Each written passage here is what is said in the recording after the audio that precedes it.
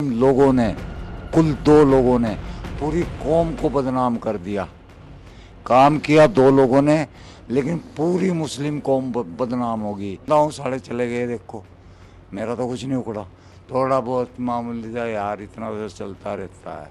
थोड़ी देर आधा घंटा अगर रह जाते तो मेरे साथी आने वाले थे आधे घंटे बाद। जिंदा तो मैं ही नहीं जान देता। मेरा बेटा भी नमाज पढ़ता रहो, मैं बोलता ही नहीं उसको। मेरी बीवी पढ़ती है, पढ़ती रहो, बोलता ही नहीं मैं उसको। मेरे और भाई हैं, नमाज पढ़ते हैं, पढ़ते रहो, ईद मनाते हैं, मनाते रहो।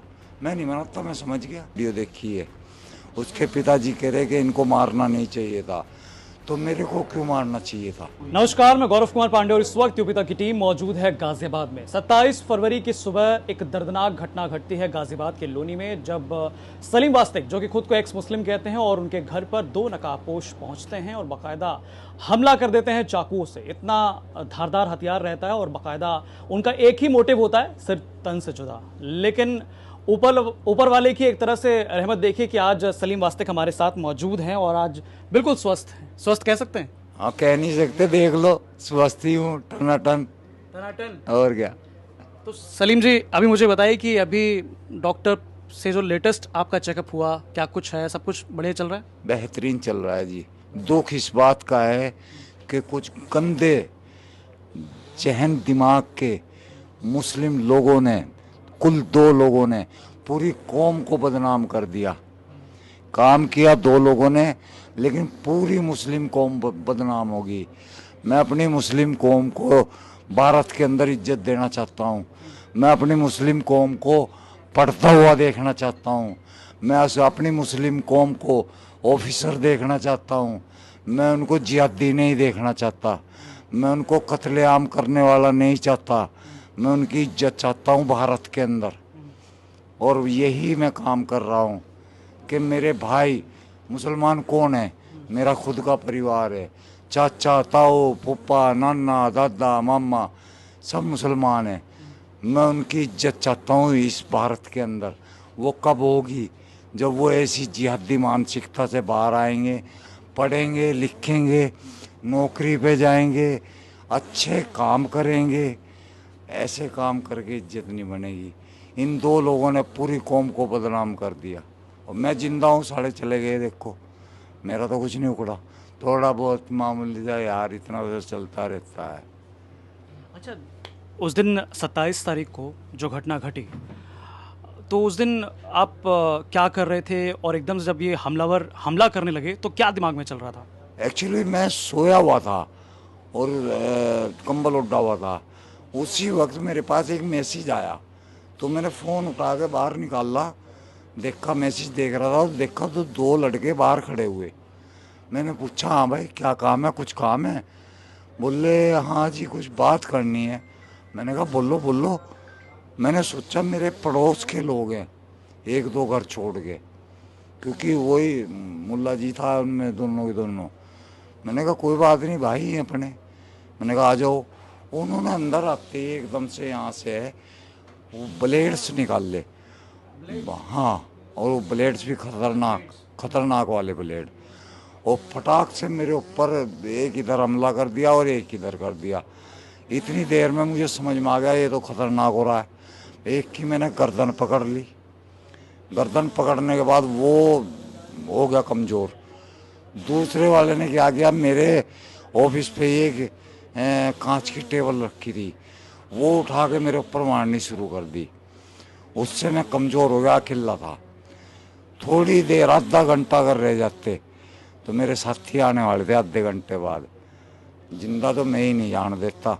पर जो हमारी, जो भारत की क्या, जो हमारी यूपी की सरकार है, यूपी की पुलिस है, उसने इतनी ईमानदारी से गलत लोगों को सज़ा दी। मैं सोच भी नहीं सकता था कि इतनी तेज़ी से, ईमानदारी से किसी को करने की सज़ा मिल सकती है। बल्कि हमारे थाने के जो इंचार्ज साहब है, सोलंकी साहब, उन्होंने खुद कोशिश करके उनको एक एक करके ढूंढा, और ढूंढने के बाद पता नहीं मुझे और किस किस तरीके से क्या कार्रवाई हुई। लेकिन जब आपके ऊपर हमला हुआ तो हमने देखा सीसीटीवी भी उसका वायरल हो रहा था, जिसमें हमने देखा कि किस प्रकार से वो लगातार बैक टू बैक जो है आपके ऊपर हमला कर रहे थे, कभी चाकू से कहीं और मार रहे थे, कभी हाथ पे, कभी पैर पे, कभी पेट पे और गर्दन, लेकिन मेन मोटिव उनका ये था कि सिर तन से जुदा। लेकिन उस समय आपने अपने आप को फिर कैसे बचाया, कैसे जो है उन लोगों को, मतलब या आपने चीखा, आसपास पड़ोस के लोग आए, क्या हुआ था? नहीं, मैं अपना आप नहीं बचा। संघर्ष तो किया मैंने। ये तो आप कह सकते हो कि हिम्मत थी मेरे अंदर। मुझे बचाया हमारी लोनी गाजियाबाद की पुलिस ने। बिल्कुल टाइम पे एम्बुलेंस आई, एम्बुलेंस को लेके हॉस्पिटल गए, हॉस्पिटल में जाके टाइम से ट्रीटमेंट हो गया। बाकी थोड़ा सख्त जान में हूँ तो हो गया, रिकवर हो गया जल्दी। लेकिन ये सब पुलिस हमारी गाजियाबाद लोनी पुलिस अच्छा, पुलिस फौरन पहुंच गई थी? बहुत तेजी से। मुझे पता नहीं किसने फ़ोन किया, कैसे किया, मुझे नहीं याद है। अच्छा, आप बेहोश हो गए थे? अब मुझे तो 6 दिन तक कुछ याद ही नहीं रहा। 6 दिन बेहोश रहा मैं। पर हमारे जो सोलंकी साहब हैं यहाँ थाना इंचार्ज, उन्होंने सारी कार्रवाई की जी। कोई दिक्कत नहीं, मतलब आप आराम से बिल्कुल जो है बात कर सकते हैं। लेकिन जिस प्रकार से मतलब इस तरह के लोग हैं जो इस मानसिकता के साथ आपके पास आए थे, सिर्फ तन से जुदा वाली मानसिकता के साथ आए थे, ऐसे लोग क्यों आपके पीछे पड़े? आखिर इतनी दुश्मनी क्यों है? होनी नहीं चाहिए थी, क्योंकि हम इनके दुश्मन हैं ही नहीं। मैंने कभी ज़िंदगी में मुसलमान के खिलाफ कोई बयान नहीं दिया अपनी ज़िंदगी में। जितनी मर्जी वीडियो उठा के देख लो। मैं ये कहता हूँ कि कुरान अल्लाह की किताब नहीं है। ये मैंने पढ़ा है और ये फैक्ट है। इसके ऊपर मैंने सैकड़ों डिबेट भी की है। उन डिबेट में मैं विजयी रहा हूँ। ये हकीकत है। और इससे कोई मुसलमानों से मेरी दुश्मनी नहीं होगी। मेरी सोच अलग। मेरा बेटा भी नमाज पढ़ता रहो, मैं बोलता ही नहीं उसको। मेरी बीवी पढ़ती है, पढ़ती रहो, बोलता ही नहीं मैं उसको। मेरे और भाई हैं, नमाज पढ़ते हैं, पढ़ते रहो, ईद मनाते हैं, मनाते रहो। मैं नहीं मनाता, मैं समझ गया। मैं किसी को फोर्स नहीं करता। अच्छा, आप मुझे बताइए कि अब जैसे कि हम देख रहे हैं कि आप जब बात कर रहे हैं तो गर्दन से बिल्कुल आवाज़, ये क्या, कैसे, क्या है? ये आज ही वो इंस्ट्रूमेंट लगा हुआ था ना सांस वाला, वो आज ही रिमूव किया है डॉक्टर ने। और डॉक्टर ने बोला है कि कम बोलिए? उन्होंने कहा कम नहीं, बस तेज नहीं बोलना। हाँ, तो आप तेज़ बिल्कुल मत बोलिए, बिल्कुल आराम से हम बात कर सकते हैं, कोई दिक्कत नहीं है। आप आराम से जो है हमसे बात करिए, क्योंकि ये बिल्कुल एक्सक्लूसिव इंटरव्यू है जो सबसे पहले हम जो है यूपी तक सभी के सामने ला रहे हैं आपका इंटरव्यू।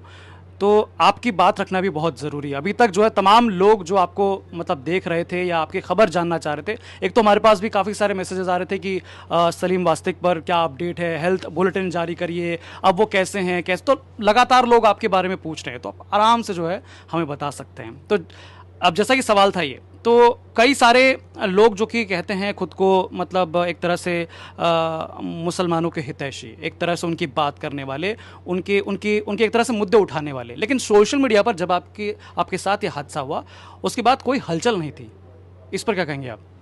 अभी भी कुछ लोग मुझे गलत समझ रहे हैं। वो सोचते हैं कि मैं मुसलमान का दुश्मन हूँ।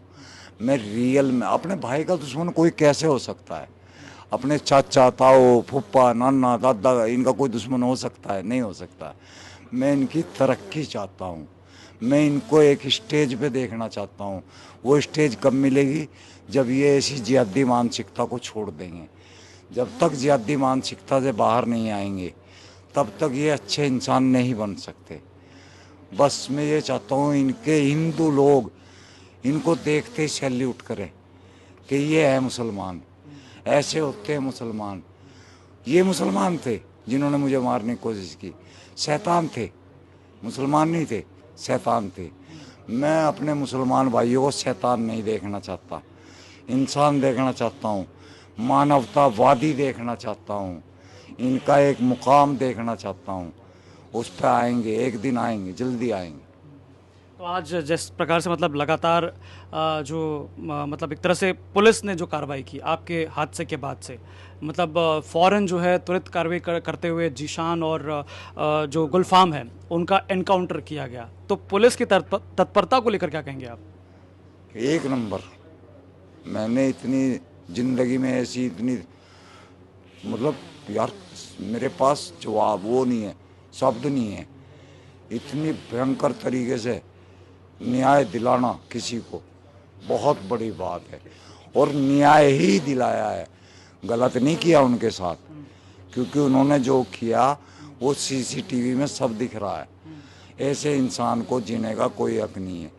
मैंने उसके पिताजी की भी वीडियो देखी है, उसके पिताजी कह रहे कि इनको मारना नहीं चाहिए था, तो मेरे को क्यों मारना चाहिए था? अगर उनको नहीं मारना चाहिए था तो उसने यूं क्यों नहीं कहा कि मेरे बेटों ने भी ये गलत किया है कि उस आदमी के ऊपर जानलेवा हमला किया? ये भी गलत था ना। ठीक है, और 2 बच्चे मर गए, मानता हूँ, वो खुद नहीं मरे, एक मजहब ने उनको ले लिया, ख़त्म कर दिया। उसके भी बच्चे होंगे, परिवार होगा, कितने दुख हो रहे होंगे उन दोनों बच्चों के। लेकिन उन्होंने काम ऐसा कर दिया था कि सरकार को तो ये कदम उठाना ही था। और हमारे साथ दुनिया खड़ी है, अमित भाई बैठे हमारे साथ, इन्होंने बहुत साथ दिया हमारा, और भी बहुत लोग हैं। अच्छा, कहते हैं कि बुरे वक्त में इंसान जो है, बुरा वक्त कहीं ना कहीं हमें पहचान दिला देता है कि कौन हमारा मतलब एक तरह से अच्छा है या कौन जो है बुरा है, कौन हमारे बारे में सोच रहा है, कौन नहीं सोच रहा है। आपने कितने लोगों को पहचाना? काफ़ी लोग सामने आए और मैं उनको समझाऊंगा, बड़े प्यार से समझाऊंगा। मैंने कहा मैं थारा दुश्मन थोड़ा ही हूँ। इतना कुछ होने के बाद भी? हाँ, मेरे तो हैं, फिर भी आप भी मेरे भाई हो, वो भी मेरे भाई हैं। मैं हिंदू मुस्लिम सिख ईसाई इसको नहीं मानता। मैं इंसानियत को, मानवता को, प्रेम को, इसको मानता हूँ। मेरे लिए मुसलमान भी इंसान है, हिंदू भी मुसलमान है, इंसान है, सिख भी इंसान है। इनके अंदर वो जो गंदगी है उसको ख़त्म करना चाहता हूँ। मेरा एक आखिरी सवाल, क्या एक बार फिर सलीम वास्तिक अपने धारदार तर्कों के साथ नजर आएंगे? धारदार तो पता नहीं, पर मैं ज़िंदगी भर ये काम करता हूँ। और सच बोलना, सही बोलना, अपने हितेश पड़ोसी की, भाई की कुशलता चाहना अच्छा काम है।